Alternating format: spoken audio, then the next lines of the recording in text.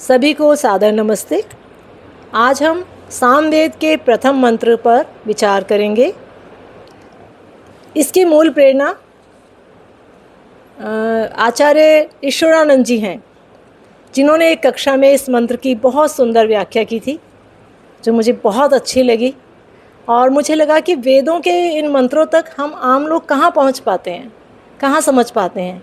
तो जब मैंने सीखा, आप तक पहुँचाने का प्रयास करती हूँ कि आप सब भी इसका आनंद लें। बहुत सुंदर मंत्र है। ओम अग्नि आयाहि वीतये गृणानो हव्यदातये निहोता सत्सि बर्हिषि।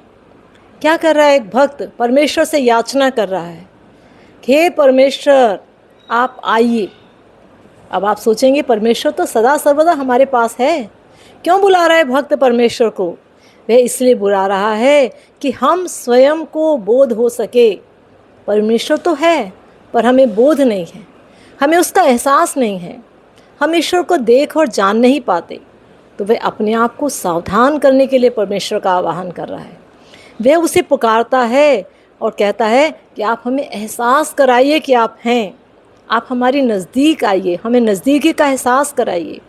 हे ईश्वर, हमें आत्मज्ञान दीजिए, हमें अपने स्वरूप से परिचित कराइए। और एक उपासक क्या प्रार्थना करता है कि हे प्रभु, आप मेरे हृदय में प्रकट होइए। आइए। अग्नि, प्रभु को अग्नि रूप में संबोधित किया। अग्नि रूप में क्यों संबोधित किया? क्योंकि अग्नि क्या करती है? अग्नि जो में ज्ञान है, प्रकाश है, ओज है, और ईश्वर के पास क्या है? ज्ञान है, जो ज्ञान देकर हमारे अज्ञान अंधकार को दूर करता है। अग्नि पदार्थ को सूक्ष्म करके बहुत दूर दूर तक पहुंचा देती है। ईश्वर के पास सूक्ष्म ज्ञान है, जो हमारे अज्ञान को दूर कर देता है। अग्नि गति देती है, ऊर्ध्वगामी है। ईश्वर हमारे जीवन को गति देता है, हमें उन्नति की ओर ले जाता है। हम ईश्वर को ज्ञान के लिए पुकारते हैं। हम चाहते हैं कि ईश्वर हमें उन्नति की ओर ले जाए, हम चाहते हैं कि ईश्वर हमें मोक्ष प्राप्ति की ओर ले जाए और हमारे सारे दुर्गुणों को, दुर्व्यसनों को ऐसे ही दूर कर दे जैसे कि अग्नि दुर्गंध का नाश कर देती है। इसलिए साधक क्या चाहता है कि हमारे बंधन का कारण जो हमारी अविद्या है, उसका नाश हो जाए। इसलिए वो परमेश्वर को अग्नि रूप में पुकार रहा है कि जैसे अग्नि दोषों को भस्म कर देती है, नष्ट कर देती है, ऐसे ही परमेश्वर आप हमारे पास हृदय में आइए और हमारे अंतर के दोषों को दूर कर दीजिए। आइए, अपना स्वरूप प्रकट कीजिए। और किस रूप में पुकारा? अग्नि रूप में। हे अग्नि रूप परमेश्वर आप आइए।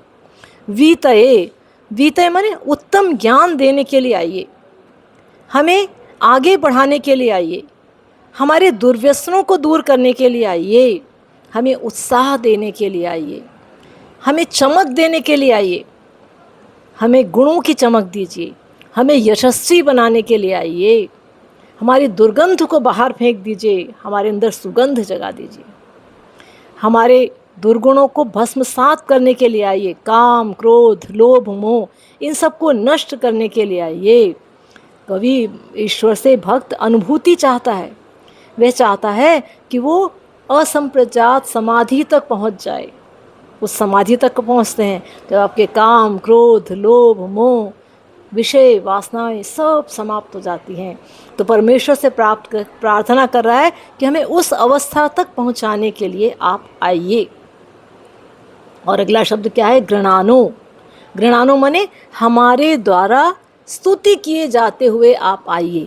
अब सोचिए, परमेश्वर को हमारी स्तुति की आवश्यकता है? स्तुति माने प्रशंसा नहीं, परमेश्वर तो अपने आनंद में लीन है, हमें हमारी स्तुति उन्हें नहीं चाहिए।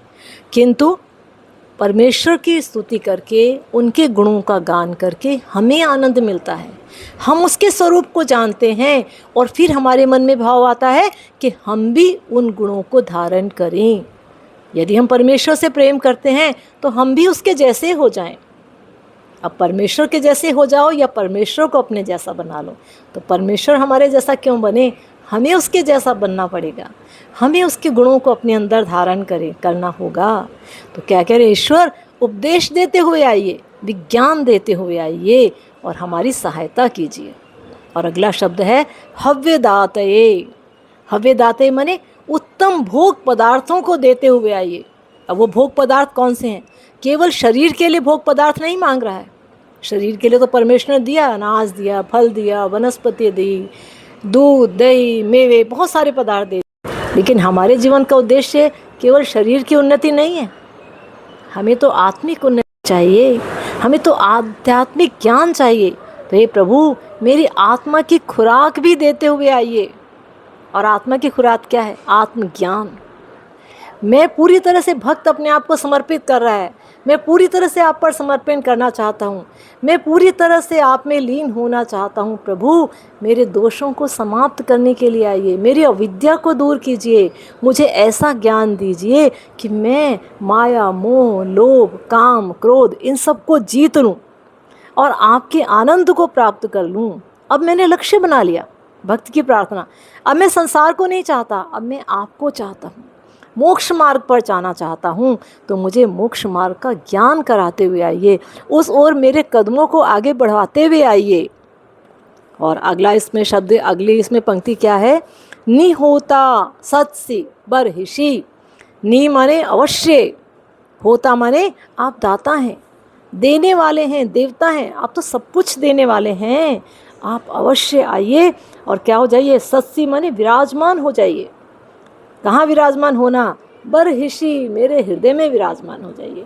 तो कितनी सुंदर प्रार्थना। पूरी प्रार्थना का मूल भाव क्या प्रार्थना हुई पूरी?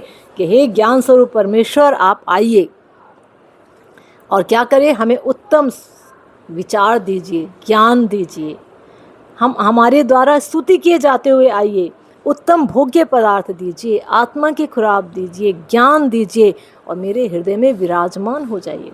तो सोचिए कितनी ऊंची स्थिति है कि यदि आपके हृदय में परमेश्वर विराजमान है, क्योंकि योगी साधक जन जो हैं वो हृदय में ही परमेश्वर का अनुभूति करते हैं साधना की चरम अवस्था में।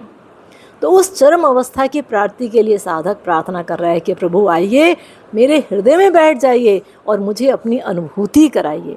और जब प्रभु की अनुभूति हो जाए तो संसार का कोई सुख, हर सुख बहुत छोटा है उसके सामने। आप सब इस आनंद का अनुभव करें। तो एक बार पुनः इस मंत्र का पाठ करेंगे। ओम अग्न आयाहि वीतये गृणानो हव्यदातये निहोता सत्सि बर्हिषि। आप सब इसी प्रकार के परमेश्वर की कृपा के पात्र बने, अपने हृदय में उस परमेश्वर की अनुभूति कर पाएँ, अपने दुर्गुणों को छोड़ पाएँ। इसी याचना के साथ ओम शांति।